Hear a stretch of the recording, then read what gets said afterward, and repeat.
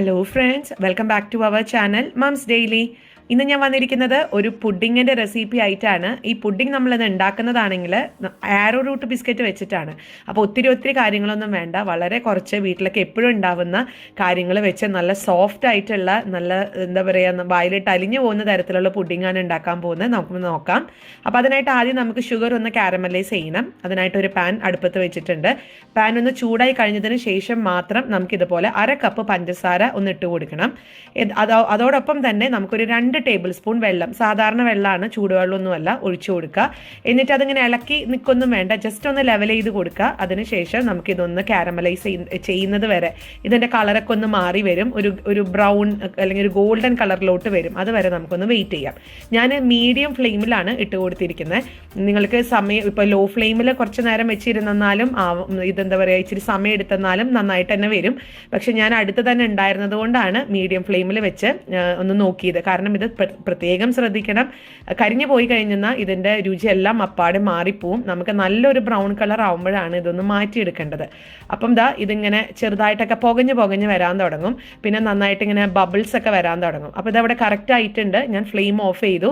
ഇനി നമുക്ക് ചൂടോടെ കൂടെ തന്നെ ഇതേപടി തന്നെ നമ്മൾ ഏത് പാത്രത്തിലാണോ പുഡിംഗ് സെറ്റാക്കാൻ പോകുന്നത് ആ പാത്രത്തിലോട്ട് ഒഴിച്ചു കൊടുക്കുക. അപ്പോഴാണ് ഞാനൊരു കാര്യം മറന്നത്, ഞാനിതൊന്ന് ഗ്രീസ് ചെയ്യാൻ മറന്നുപോയി. അതായത് ഇച്ചിരി ബട്ടറോ അല്ലെങ്കിൽ ഓയിലോ വെച്ചിട്ട് അല്ലെങ്കിൽ നെയ്യ് വെച്ചിട്ട് നമുക്കിതൊന്ന് നമ്മളെടുത്തിരിക്കുന്ന പാത്രം ഒന്ന് ഗ്രീസ് ചെയ്യണം കേട്ടോ. എങ്കിലാണ് നമ്മുടെ പുഡിംഗ് ഈസി ആയിട്ട് പോരത്തുള്ളൂ. എന്നിട്ട് നമുക്കിതേപോലെ നമ്മൾ റെഡിയാക്കി വെച്ചിരിക്കുന്ന ഈ ഒരു ഷുഗറിൻ്റെ കാരമലൈസ് ചെയ്തിട്ടുള്ള കാര്യം ഇതിനകത്തോട്ട് ചൂടോടുകൂടെ തന്നെ ഒഴിച്ചു കൊടുക്കുക.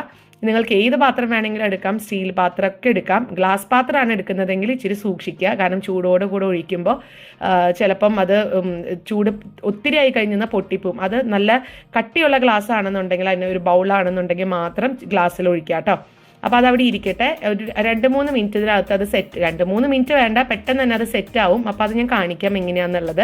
അപ്പോൾ അതവിടെ ഇരുന്ന് ചൂടാറുന്ന സമയം കൊണ്ട് നമുക്കൊരു മിക്സിയുടെ ജാർ എടുക്കുക.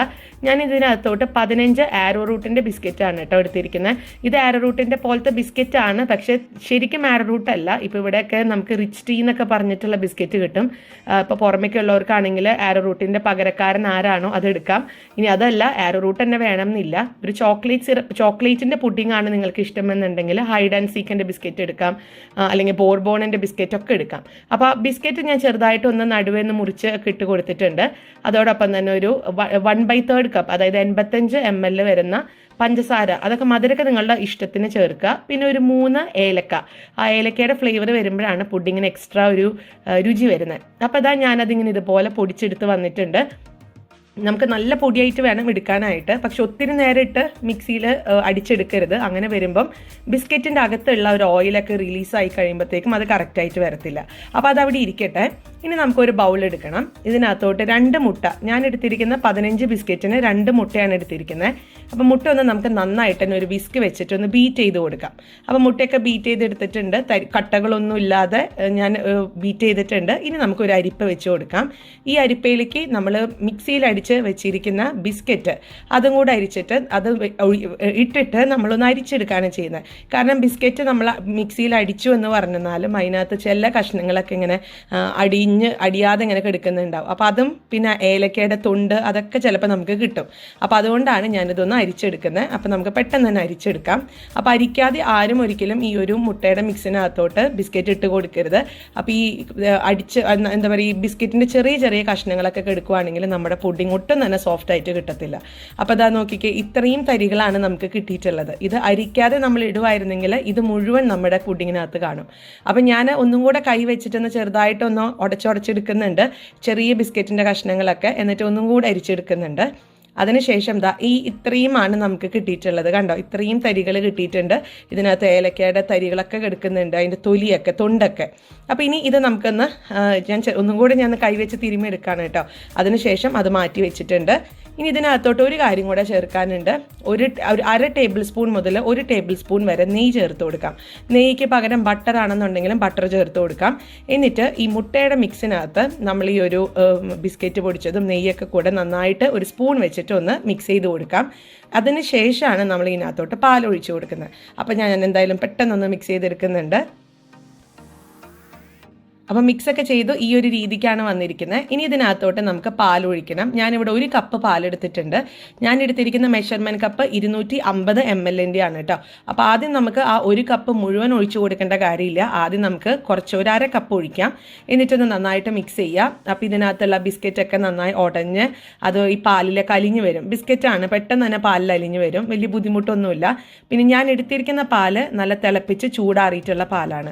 അപ്പം ഇനി ഇതെല്ലാം മിക്സ് ചെയ്യട്ടെ. മിക്സ് ചെയ്ത് കട്ടകളൊക്കെ ഉണ്ടെങ്കിൽ സ്പൂൺ വെച്ചിട്ടൊന്ന് ചെറുതായിട്ട് ഉടച്ചുടച്ച് കൊടുക്കുക.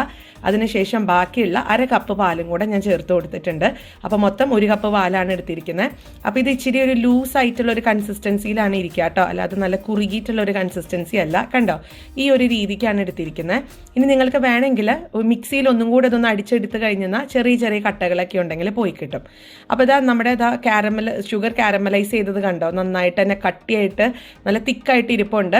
ഞാൻ കൈ തൊട്ട് കഴിഞ്ഞപ്പോൾ കയ്യിൽ ഒട്ടി പിടിക്കുക അങ്ങനെയൊന്നുമില്ല. ഇനി ഇതിനകത്തോട്ട് നമ്മൾ മിക്സിയിൽ അടിച്ചു വെച്ചിരിക്കുന്നതോ അല്ലെങ്കിൽ ഇപ്പോൾ നമ്മൾ സ്പൂൺ വിസ്ക് വെച്ചിട്ട് അതിലത്തെ ഉടച്ചിട്ടുള്ള ആ ഒരു മിക്സ് ഉണ്ടല്ലോ, ബിസ്ക്കറ്റിൻ്റെ മിക്സ്, അത് ഇതിനകത്തോട്ട് ഒഴിച്ചു കൊടുക്കുക. ഇനി നമുക്കിതൊന്ന് ആവി കയറ്റിയെടുക്കണം. അപ്പം ഞാനിന്ന് നിങ്ങൾക്ക് സ്റ്റീമറിൽ അല്ലെങ്കിൽ ഇഡ്ഡലി ചെമ്പിലൊക്കെ നമുക്ക് ഇത് ആവി കയറ്റിയെടുക്കാവുന്നതാണ്. അപ്പം ഞാനിന്ന് ഇതുപോലത്തെ ഒരു പാത്രം എടുത്തിട്ടുണ്ട്. അതിനകത്ത് വെള്ളം ഒഴിച്ച് വെള്ളം ചൂടായി തിളച്ചൊക്കെ വരുന്നുണ്ട്. ഈ ഒരു സമയത്ത് ഒരു കുഞ്ഞ് സ്റ്റാൻഡ് വയർ റാക്ക് അതിനകത്ത് വെച്ച് കൊടുത്തിട്ടുണ്ട്. ഇനി നമ്മുടെ ആ ഒരു കേക്കിൻ്റെ അല്ലെങ്കിൽ പുഡിങ്ങിൻ്റെ ടിന്ന് ഇതിനകത്ത് വെച്ച് കൊടുക്കുക. ഇനി നമുക്കിത് മൂടി വയ്ക്കണം. സാധാരണ ഇങ്ങനത്തെ പാത്രമൊക്കെ എടുക്കുകയാണെന്നുണ്ടെങ്കിൽ നമുക്ക് ചെയ്യേണ്ട ഒരു കൊച്ചു കാര്യം എന്ന് പറയുന്നത്, നമ്മൾ ഇതിൻ്റെ ആവി വരുമ്പോൾ അതിലത്തെ വെള്ളം ഈ ഒരു പുഡിങ്ങിൽ വീഴാതിരിക്കാൻ വേണ്ടിയിട്ടുള്ള ഒരു കൊച്ചു സൂത്രമാണ് ഞാൻ ചെയ്യാൻ പോകുന്നത്. വലിയ കാര്യമൊന്നുമല്ല കേട്ടോ. ഒരു തുണി നമ്മൾ ഇതിൻ്റെ മേലെ ഒന്ന് വെച്ച് കൊടുക്കുന്നുണ്ട്. അപ്പം ആ ഒരു തുണിയും കൂടെ വെച്ച് ഈ ഒരു നമ്മൾ അതിൻ്റെ മൂടിക വെച്ച് അടച്ച് കഴിയുമ്പോഴത്തേക്കും വെള്ളം ഒന്നും ഒട്ടും പോവാതിരിക്കും. അപ്പോൾ അതിനായിട്ട് നല്ല ക്ലീൻ ആയിട്ടുള്ള നല്ല വൃത്തിയായിട്ടുള്ള ഒരു കോട്ടൺ തുണിയോ അല്ലെങ്കിൽ ടൈറ്റായിട്ടിരിക്കുന്ന ഒരു തുണി എടുക്കുക. ഞാനിവിടെ ഒരു ഫൈബറിൻ്റെ തുണിയാണ് എടുത്തിരിക്കുന്നത്. എന്നിട്ട് അതിൻ്റെ മേലെ ഇതേപോലെ നമ്മുടെ തുണി ഒന്ന് ബാക്കി വരുന്ന തുണി താഴോട്ട് തീയിലോട്ട് വീഴാതിരിക്കാൻ ശ്രദ്ധിക്കുക, ഫ്ലെയിമിലോട്ട്. അപ്പോൾ അതുകൊണ്ടാണ് ഞാനിതിങ്ങനെ കയറ്റി വെച്ചിരിക്കുന്നത്. അപ്പോൾ ഇതിവിടെ ഇരിക്കട്ടെ. ഇങ്ങനെ വരുമ്പോൾ വെള്ളമൊക്കെ അതിനകത്ത് വീഴിൽ കുറവായിരിക്കും. ഇനി മീഡിയം ഫ്ലെയിമിലോ 20 മിനിറ്റ് മുതൽ 30 മിനിറ്റ് വരെ, എനിക്കിവിടെ കറക്റ്റ് 20 മിനിറ്റ് ആയപ്പം ഇത് റെഡി ആയിട്ട് വന്നിട്ടുണ്ട്. ഇതിനകത്ത് കണ്ടോ, നമുക്ക് വെള്ളമൊന്നും ഒത്തിരി അങ്ങ് വീണ് അങ്ങനെയൊന്നുമില്ല, നല്ല പെർഫെക്റ്റ് ആയിട്ട് വന്നിട്ടുണ്ട്. ഇനി നമുക്കൊരു സ്ക്യൂവർ വെച്ചിട്ടൊന്ന് കുത്തി നോക്കാം. അപ്പം നമുക്കറിയാം ഉള്ളിൽ വെന്തിട്ടുണ്ടോ ഇല്ലയോ എന്നുള്ളത്. അപ്പം സ്ക്യൂവർ കുത്തിയിട്ട് അത് എടുക്കുമ്പം നല്ല ക്ലിയർ ആയിട്ട് വന്നിട്ടുണ്ടെന്നുണ്ടെങ്കിൽ അതിനർത്ഥം ഉള്ളൊക്കെ വെന്തിട്ടുണ്ടെന്നാണ്. നമ്മുടെ പുഡിങ്ങിൻ്റെ ഉള്ളൊക്കെ നന്നായി വെന്തിട്ടുണ്ട്.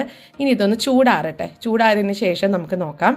അപ്പോൾ ഇത് ചൂടൊക്കെ ചെറുതായിട്ട് ചൂടാറി തുടങ്ങിയിട്ടുണ്ട്. ഇനി ചെയ്യാനുള്ളത് ഇതിൻ്റെ സൈഡുകളിൽ കണ്ടോ, ഇതുപോലെ ഒരു കത്തി വെച്ചിട്ട് നമുക്കൊന്ന് വിടിവിച്ച് കത്തിയോ അല്ലെങ്കിൽ ഒരു സ്പാച്ചുല വെച്ചിട്ട് ഒന്ന് വിടിവിച്ച് കൊടുക്കാം. അപ്പോൾ പെട്ടെന്ന് അങ്ങ് വിട്ടു പോരാനാണ്. അപ്പോൾ ഇത് മുഴുവനോട് കൂടെ തണുത്തിട്ടുണ്ട് കേട്ടോ. ഈ തണുത്ത് കഴിഞ്ഞതിന് ശേഷം മാത്രമാണ് നമുക്ക് ഇതുപോലെ ഒന്ന് കമിഴ്ത്തി ഒരു പ്ലേറ്റിനകത്തോട്ട് മാറ്റി വെക്കാൻ പറ്റത്തുള്ളൂ. അതെല്ലാ പുഡിങ്ങും അങ്ങനെ തന്നെയാണ്. ഞാൻ ജസ്റ്റ് ഒന്ന് പറഞ്ഞേ ഉള്ളൂ. അപ്പോൾ നിങ്ങൾക്ക് ഇനി വേണമെങ്കിൽ ഇത് ചൂടാറിയതിന് ശേഷം ഫ്രിഡ്ജിനകത്തൊക്കെ വെച്ച് ഒരു 1 മണിക്കൂർ അല്ലെങ്കിൽ 1/2 മണിക്കൂർ വെച്ചിട്ട് ഇതൊന്ന് മറിച്ചിടാവുന്നതാണ്. ഞാൻ ഫ്രിഡ്ജിനകത്തൊന്നും വെച്ചിട്ടില്ല, ജസ്റ്റ് ഒന്ന് ചൂടാറാൻ വെയിറ്റ് ചെയ്തു. അതിനുശേഷം ഇതേപോലെ ഒരു പാത്രത്തിലോട്ടൊന്ന് മറിച്ചിട്ടു. നല്ല അടിപൊളിയായിട്ട് നമ്മുടെ പുഡിങ് വന്നിട്ടുണ്ട്. പാത്രത്തിലൊട്ടി പിടിക്കും അങ്ങനത്തെ ഒരു പരിപാടിയുമില്ല. നല്ല കാണാനും മണൊക്കെ ഒരു പ്രത്യേക മണമാണ് കേട്ടോ. അപ്പം നമുക്കിതിൻ്റെ ഉള്ളെങ്ങനെ ഇരിക്കണേന്നുള്ളതൊക്കെ കാണണ്ടേ. മാത്രമല്ല ഇത് എത്രത്തോളം സോഫ്റ്റ് ആണെന്നുള്ളതും നിങ്ങൾക്ക് അറിയണ്ടേ. അപ്പോൾ ഒരു പുഡിങ് എന്ന് പറയുമ്പോൾ എല്ലാവരും ചിന്തിക്കും വലിയ അയ്യോ കുറേ കാര്യങ്ങളൊക്കെ വേണം എന്നുള്ളത്. നമ്മുടെ വീട്ടിലുള്ള മുട്ട, പഞ്ചസാര, ബിസ്ക്കറ്റ് ഇതൊക്കെ വെച്ചിട്ട് നമുക്ക് ഉണ്ടാക്കിയെടുക്കാൻ പറ്റുന്ന, നമ്മുടെ വീട്ടിലൊക്കെ ഒരു വിരുന്നുകാർ വരുമ്പം പെട്ടെന്ന് തയ്യാറാക്കിയെടുക്കാൻ പറ്റുന്ന ഒരു ബിസ്ക്കറ്റാണിത്, ഒരു പുഡിങ്ങാണിത്, ബിസ്ക്കറ്റ് പുഡിങ്. അപ്പോൾ ഞാനത് വളരെ സ്മൂത്തായിട്ടാണ് ഇത് മുറിച്ചെടുക്കുന്നത്. ഒരു എന്താ പറയുക, നമ്മുടെ കത്തിയിൽ ഒട്ടിപ്പിടിക്കോ അങ്ങനെയൊന്നുമില്ല. ഈസി ആയിട്ടും സ്മൂത്തായിട്ടും വന്നിട്ടുണ്ട്. എല്ലാവരും തീർച്ചയായിട്ടും ട്രൈ ചെയ്ത് നോക്കണം. ഈ ഒരു പുഡിങ് ഈസി പുഡിങ് ആണ്, നമ്മുടെ കുഞ്ഞുങ്ങൾക്കൊക്കെ ഉണ്ടാക്കി കൊടുക്കാം. ഞാൻ പറഞ്ഞ പോലെ ഏത് തരം ബിസ്ക്കറ്റ് വെച്ചിട്ട് വേണമെങ്കിലും നിങ്ങൾക്ക് ഉണ്ടാക്കിയെടുക്കാവുന്നതാണ്. അപ്പം നമുക്കിതിൻ്റെ അകമൊക്കെ എങ്ങനെ ഇരിക്കുന്നത് എന്നുള്ളത് നോക്കാം. കണ്ടില്ലേ, ഞാൻ കണ്ടോ, നല്ല എന്താ പറയുക, നല്ലൊരു ഹലുവ കഷ്ണം പോലെയാണ് നമ്മുടെ ഈ ഒരു പുഡിങ് ഇരിക്കുന്നത്. അപ്പം ഞാൻ സ്പൂൺ വെച്ചിട്ടൊന്ന് കാണിക്കാം. കണ്ടോ, ഒരു പ്രശ്നമില്ല, വളരെ സ്മൂത്തായിട്ട് ഇറങ്ങി പോകുന്നുണ്ട്. എല്ലാവരും ട്രൈ ചെയ്ത് നോക്കുക. പിന്നെ ഈ ഒരു അളവിലുള്ള പഞ്ചസാരയൊക്കെ എടുത്തു കഴിഞ്ഞാൽ ഒട്ടും മധുരം കൂടുതലൊന്നുമല്ല, വളരെ പെർഫെക്റ്റ് ആയിട്ടുള്ള കറക്റ്റ് ആയിട്ടുള്ള മധുരമായിരുന്നു നമ്മൾ കഴിച്ചപ്പം. അപ്പോൾ എല്ലാവരും ട്രൈ ചെയ്ത് നോക്കുക. എന്നിട്ട് ഇഷ്ടപ്പെടുവാണെങ്കിൽ ലൈക്ക് ചെയ്യാനും ഷെയർ ചെയ്യാനും കമൻറ്റ് ചെയ്യാനൊന്നും മറക്കരുത്. അതുപോലെ നമ്മുടെ ഈ ചാനൽ ആദ്യമായിട്ടാണ് കാണുന്നതെങ്കിൽ സബ്സ്ക്രൈബ് ചെയ്യാനും മറക്കരുത്. അപ്പോൾ അടുത്തൊരു വീഡിയോ ആയിട്ട് നമുക്ക് ഉടനെ കാണാം. അൻറ്റിൽ ദെൻ ബൈ.